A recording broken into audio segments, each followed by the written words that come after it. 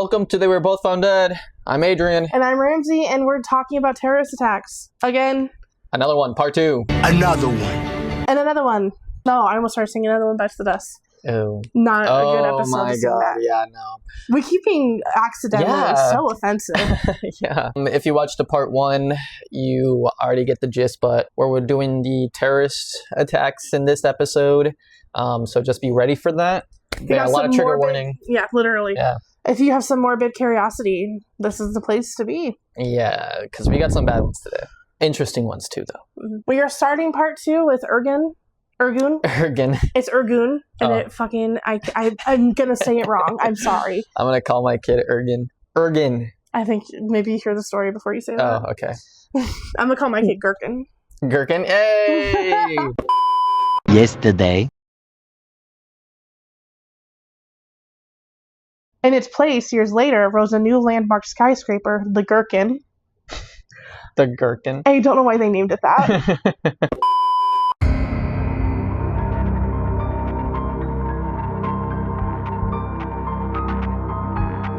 So.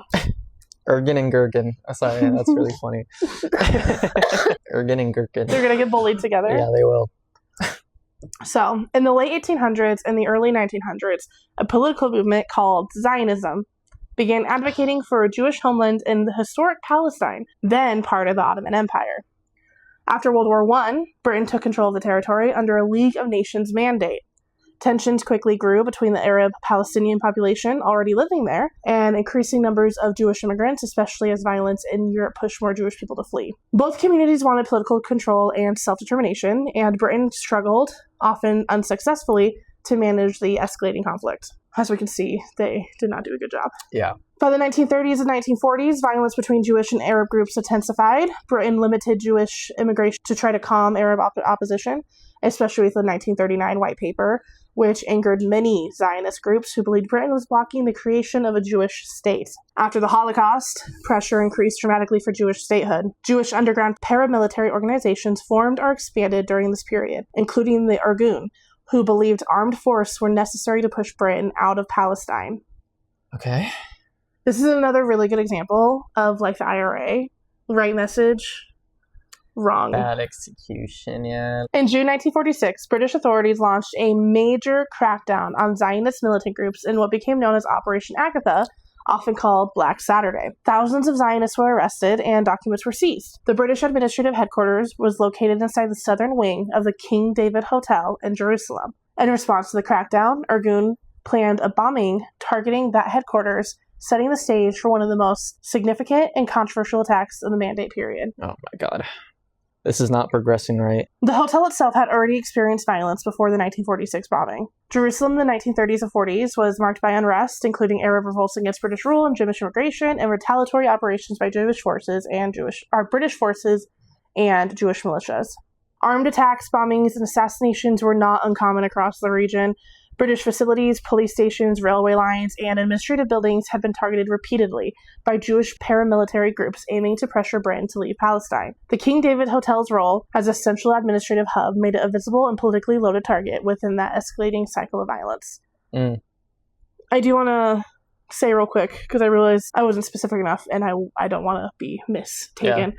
When I say I agreed with the Irgun, what they want, I meant not the Zionism part of it, but the getting the Britons out part of it. Yeah, I get that. Like colonizer versus colonized type situation. Yeah, I said that's kind of colonizer versus colonizer. Yeah. The King David Hotel's role as a central administrative hub made it a visible and politically loaded target within the escalating cycle of violence.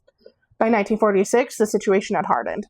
British forces were conducting raids and mass arrests against Zionist military networks, while underground groups were increasing sabotage and bomb attacks against British infrastructure. The use of a civilian structure for military and government headquarters blurred lines in a way that would later fuel intense debate about legitimacy, warnings, and responsibility. That tension between civilian space and military function sits at the center of the King David Hotel bombing. It's weeks after Black Saturday, and the Irgun leadership decided to strike what they saw as the nerve center of British rule, that wing of the King David Hotel that they're all chilling out in. Yeah. The operation was carefully planned. Irgun members disguised themselves as Arab workers and smuggled milk churns packed with explosives into the hotel's basement, specifically targeting the section that housed British administrative and military offices. The goal, according to Irgun leadership, was to destroy government records and cripple British command operations, following the mass arrests and document seizures of Operation Agatha. Irgun later stated that telephone warnings were placed before the explosion to the hotel, the French consulate, and the Palestine Post newspaper, urging evacuation. British officials at the time disputed aspects of these claims, arguing that either the warnings were insufficient, delayed, or not treated as credible. It doesn't matter if you warn people, you still shouldn't bomb public places. The fuck? Yeah, that is so stupid. Like, how much of a warning did they get? I don't even know. They aren't specific because I don't think they did it. Oh, shit. The IRA did the same thing. They were like, well, we warned you, so. Bruh. There remains historical debate about whether the building could have been evacuated in time, like you were saying, or whether the warnings were mishandled or ignored. What is clear is that the bomb detonated on July 22nd, 1946, before a full evacuation occurred, setting off one of the deadliest attacks of the Mandate period. Mandate period? Yeah, everything I just described was the Mandate period. Oh, I see. The bombs were placed beneath the section housing British administrative and military headquarters. After setting the timers, the operatives left the building. Roughly half an hour later, the explosives detonated. The blast caused a massive structural collapse. The entire southwestern corner of the hotel crumpled. The entire southwestern corner of the hotel crumpled, trapping people under layers of concrete and debris. Rescue efforts began almost immediately, with British soldiers, hotel staff, and civilians digging through rubble by Rumble? Crumble? Ricardo is going to take my spot. Okay, Ramsey has been replaced. Welcome to the show, Ricardo. Continue. Hola, señores. Hola, ¿cómo están? Yo me llamo Ricardo, ya me conocen. Aquí estoy reemplazando a la Ramsey. Ya era hora que se fuera. No sabe hablar, no sabe pronunciar palabras. ¿Cómo va a estar haciendo un podcast? Pero bueno, ya es mi hora de brillar. Qué bueno, qué bueno. Gracias por tenerme. Sigan viendo el podcast ahora con Adrián y Ricardo. Que no se les olvide, señores. Que no se les olvide.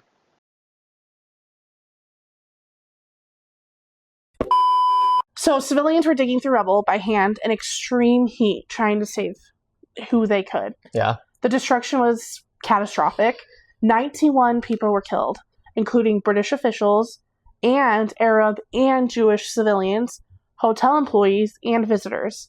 Dozens more were injured. The scale of the collapse stunned even those involved. What had been framed by Irgun leadership as a strike on a military administrative target became one of the deadliest attacks of the British Mandate period, and the image of luxury hotels' facade sheared away became a defining visual of the conflict's escalation.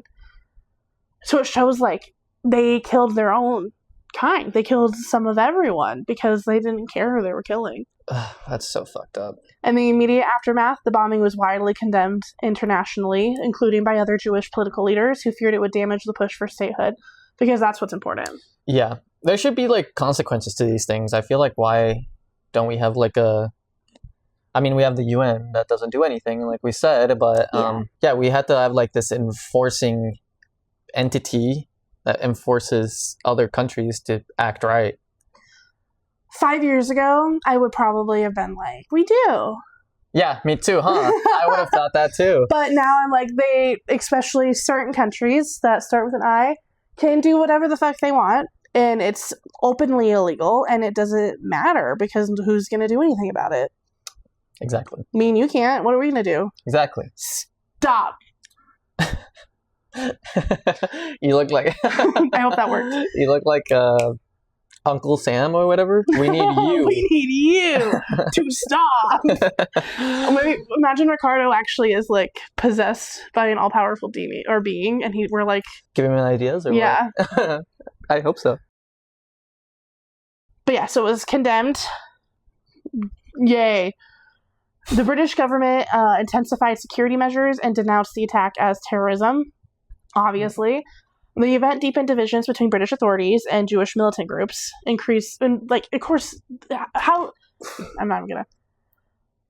global scrutiny of Britain's role in Palestine, and became a pivotal moment in Hey, calm down. I'm getting mad.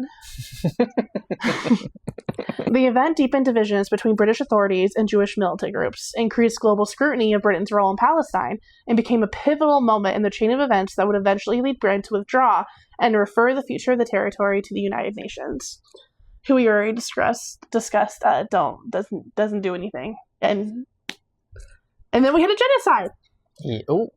Yeah. Don't know why we have them, just for show, I guess. Maybe for like smaller countries. They'll be like, here's some food. Sometimes, if they let us get to you, and then if they illegally block us, that's fine. I know everybody knows this, but did you see that like the U.S. said that it wasn't a human right? Food is. Yeah, they voted it in the UN, and the only two countries that voted against food being a human right were Israel and the United States. How's that working?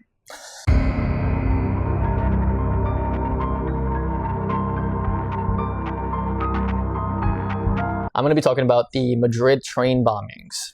Okay. Yeah. You've been to Madrid, right? Yes. Cool. Was it beautiful? Yes. Spain. Did you ride a Spain train? was really nice. No, not in Spain. I did not. That's good. I rode a train in Italy, though, and that was really cool. Right on.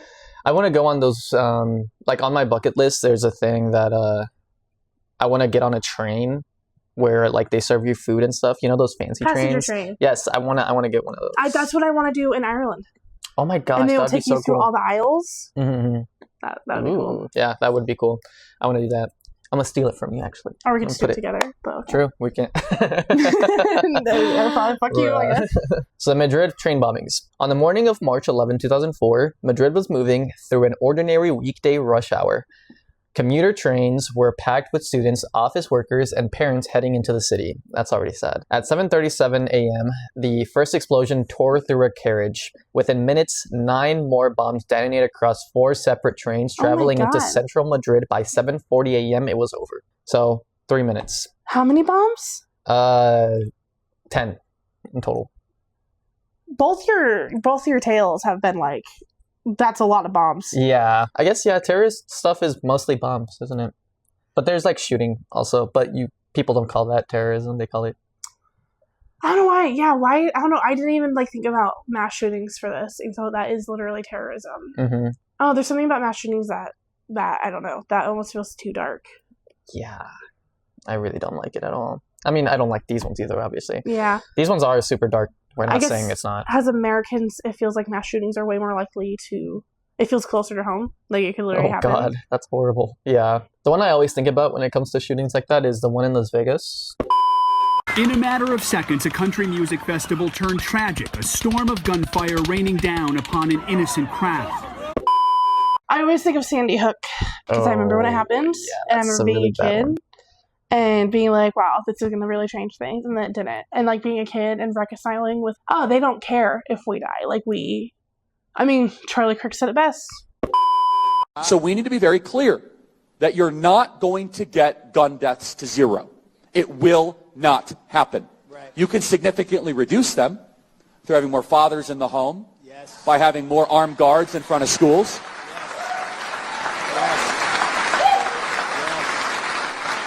We should have an honest and clear reductionist view of gun violence, but we should not have a utopian one. You will never live in a society when you have an armed citizenry and you won't have a single gun death. That is nonsense. It's drivel. But I think it's worth it. I think it's worth to have a cost of, unfortunately, some gun deaths every single year. Oh my God, yeah. Sorry, okay, I think I'm rage baiting myself. I keep getting myself so mad. Like, I don't know if you can't hear my heart rate, but I can. Yeah, so let's continue. We weren't even talking about shootings. The attacks targeted trains approaching Madrid's main hub, including the area around Atocha station. The bombs had been placed in backpacks and left on board during the early stages of the routes. They were triggered by mobile phones used as the timers. When the devices exploded, carriages were ripped open, windows shattered outward onto the platform crowded with commuters. Oh my God. In total, 193 people were killed. That is so many people. Like, picture a room. Picture 10 people, and then 20, and then how much more is 193? Like, that's so many people. It is. That's so sad. And, like, what for? Nearly 2,000 were injured. It remained the deadliest terrorist attack in Spain's history and one of the worst in Europe. And the fact that they did it when it was almost reaching its busiest destination, so it Would will kill be more packed. people. Yeah. That's so fucked up. I hate it when terrorists are smart. Ugh. I like it when criminals are dumb, and it's like, fucking idiot. Yeah. Like the terrorist from the other one. Yeah, that was lit the thing. the fire part. Yeah, that was like, Dumbass. At first, suspicion fell on the Basque separatist group ETA, which had carried out bombings in Spain for decades. The country was only 3 days away from a general election, and the government publicly suggested ETA involvement. But investigators quickly began to uncover evidence pointing elsewhere. A van connecting to the attacks contained detonators and a cassette tape with verses from the Quran. Forensics analysis of unexploded devices revealed the type of explosives used did not match ETA's usual materials. I hate that, by the way. Like, there's different groups that are doing these terrorist things. I always feel like I put it into, like, one group, but there's many terrorist groups. there are very, very many terrorist groups. And it's so frustrating because there are so many people that think the Quran is inherently pro-terror, fucking not. racist. Yeah, no. And it's not. They're like, people are just so ignorant and uninformed. It's like common knowledge that Al-Qaeda and the Taliban intentionally keep their, what do you call employees? What do you call Members? members? Yeah, that's better. That's way better than employees. Hey, coworker, ready to die today? What's the Family Guy skit? He got a doctor's note for suicide bombing. Yeah, look who's snickering over there, mister. I can't do a suicide bombing because I'm sick. He had a note. He got you. He had a note from his doctor. He brought a note from his doctor. It's a suicide bombing. Really? Yeah, I think this is Family Guy skit. Or the one that he goes into the bus and explodes it, and he's like, oh, that was so loud. Oh, here's our bus to the airport. Wow, that was super loud. Oh my god! But they literally intentionally keep them illiterate so they can tell them the Quran says things that it does not. Oh. It's like people that claim that the Quran says that you can rape women all you want. No, it actually says men, well, anyone, but men who rape will deserve to be put to death. Actually. Wow. Just pure manipulation and creating like human weapons. Yeah, that's a really good way of Scary. putting it. Human weapons. Ew, I hate that. Yeah. Attention shifted towards an Islamic extremist cell inspired by Al-Qaeda. Al-Qaeda? I think it's Qaeda. Inspired by Al-Qaeda. Oh my god. Inspired by Al-Qaeda ideology. I'm just screaming Al-Qaeda in my apartment. Several suspects were Moroccan nationals living in Spain. Evidence suggested the attack was retaliation for Spain's involvement in the Iraq War, alongside the United States and the United Kingdom. We're next. No, I'm not going to talk about what's happening right now. Yeah. I'm going to avoid it. I'm not going to bring it up. As investigation unfolded, political tension escalated. Many Spaniards believed the government had been too quick to blame ETA and had not been transparent about emerging evidence. On March 14th, just 3 days after the bombings, voters went to the polls. The incumbent government was voted out, and the new administration later withdrew Spanish troops from Iraq. So, I guess it worked. The investigation moved quickly. Within weeks, several suspects were identified. On April 3rd, 2004, police surrounded an apartment in the Madrid suburb of Leganés, where the key suspects were hiding. As officers prepared to enter, the men inside detonated explosives, killing themselves and one police officer. The blast destroyed much of the apartment building. Oh my god. So They it was keep definitely getting them. apartment buildings. Get a house. It's more private. I think, well, like rent a house? Yeah. Yeah, true. Or build a shack or something. It's just the apartment building. Other people, you're getting so many more people involved, and it's selfish, but again, they're terrorists. Yeah, true. And it's like, it's safer, you know? Like, you'll be more inconspicuous. We're giving the terrorist ideas. Oh, fuck. I don't think there's, hopefully terrorists aren't watching our podcast. Yeah. I mean, we're talking a lot of shit about them. Yeah. So They wouldn't imagine like like a terrorist like listens to this and then they're like sitting in their room later Like- like, I'm not an asshole. Oh. Dear diary, this podcast was really judgmental today. I was thinking more like they were giant notes. Oh no, no, Yeah. we're two dumb bitches. Actually, do listen to us because we're pretty stupid. Exactly. You'll get caught immediately. In the years that followed, Spanish courts convicted multiple individuals for their roles in the attack. The investigation concluded that while the cell was inspired by Al-Qaeda, it was not directly commanded by the organization's central leadership. It was a locally organized operation, radicalized through networks that had grown quickly within Europe. So it was just a separate thing. But beyond policy shifts, what stayed with people were the images from that morning. Torn metal, smoke drifting through stations, cell phones ringing from the pockets of the dead. The targets were not symbolic buildings or political leaders. They were ordinary commuters on their way to work.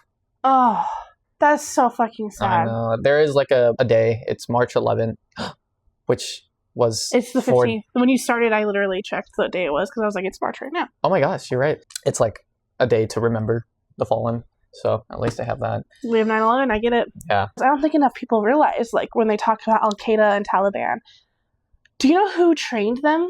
Where they came from? Israel? Close. To really simplify it, people in the Middle East, which again had like women in government before we did, had a lot of rights. Like if you look at pictures of the Middle East in the 70s. Yeah, I like they show comparisons of like the women and like they could not need to wear anything, and then like today that they're like all covered and everything. Well, even compared to our women in the 70s, like a lot of them had more rights, they had more education, they had more power. There was way more women in government in the 70s than there was here. And then they democratically elected a socialist leader, and the United States like no, and trained and armed extremist groups to take over, which then became the Taliban and Al-Qaeda. The CIA trained them. And this is not a conspiracy theory. This is history. You can look it up. Fact check the fuck out of me. How do I not know about this? That's crazy. Yeah, they don't teach us in schools. I wonder why. I'm sure it's something they don't want nobody knowing. Because, training terrorists is better than socialism. And it's the Muslims' fault that happened. All for money. Fucking money-hungry pieces of shit. Period. So, last but not least, we have the Morral Affair.